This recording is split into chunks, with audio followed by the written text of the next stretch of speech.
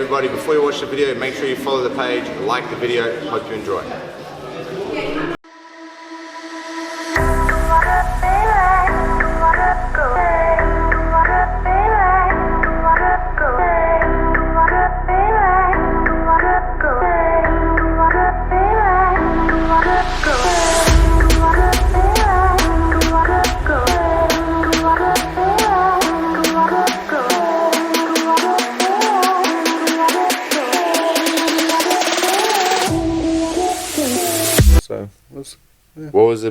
What were kind of some of the common things that you noticed with people starting jiu-jitsu, or problems that people have, or things that they find difficult? I think for me, I've got an interest in, I mean, I don't even think it's that interesting. I just think it's different to other people. Like movement. Yeah. It's really hard to learn, like, to move on the ground. It's not a natural thing, I don't think. So when we talk about the fundamentals of jiu-jitsu, basics and advanced techniques, the way that I've always looked at it, if we look at fundamentals of anything else, if you look at fundamentals of math, it's like the basic arithmetic, learning how to add, subtract, and then you can apply that to some very basic math or some very advanced math. So it was the same sort of process for jiu-jitsu. It's like, well, what are the fundamentals? This is how we move on the ground, and just learning how to, like the underlying factors behind each position. And that was what I would call the fundamentals of jiu-jitsu. Then a basic technique might be one of those movements, or one of those fundamental movements. You know, you're trying to escape mount, you bridge, or your hip escape, something like that. And then as you get more advanced, it might just be a blend of 2-3 different movements. So sort of in my head, that's how I sort of break down techniques. Just make it basic as possible.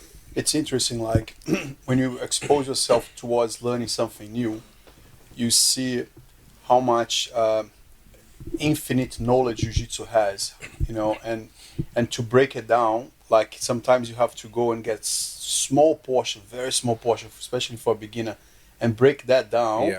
Right, in order for them to absorb, otherwise it gets overwhelming, you know. But I like to expose myself towards learning things that I never learned before, because it gives you the mindset that, like, oh wow, just understand that this goes here, that's already a technique, you know, or something I learned today. Just last night I was teaching framing. Just like, you know, when people are trying to pass your guard and you're not framing, they're going to get chest-to-chest contact and they're going to crush you. So if you just learn how to keep your arms and legs in the right position and keep them back, then you'll be fine. But, I mean, for some reason, I don't think that that's natural to humans.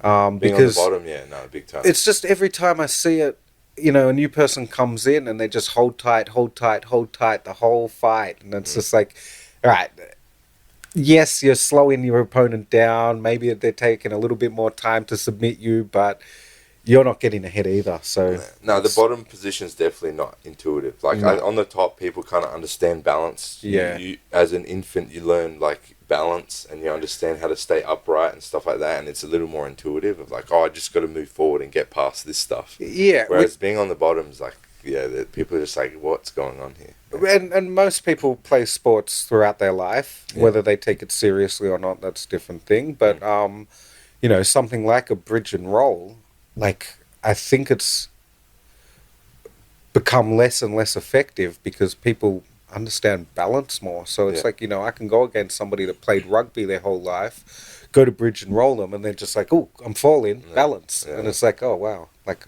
I can't move them. And that is more natural to be on top and just go, okay, I'm falling, I've got to balance. 100%. It's more like an instinct. Yeah. Which is easier to learn. I think just in general, like, people have a more intuitive reaction when they're on the top and focusing on balance and stuff. As being on the bottom, it's very unintuitive. It's like I got to put my arms in the correct posture, or my legs in the correct posture, and learn how to absorb force in a certain way. Oh, this is extremely unusual for most people. And learning to make that blend of defense and offense as well. It's like, at the start, people, you know, do everything that they can to keep the other person off, or they do the hug in, but it never becomes offensive. And it's just, okay, we need to learn how to cross over and actually attack and put some pressure on your opponent. Hey guys, thanks so much for watching the video. If you haven't yet already, make sure you subscribe, like, and again, go and check us out on Facebook, on Instagram, like all our platforms. Give us a follow at bjj.101 on Instagram, and go and check out bjj101.com.au to access the full video library.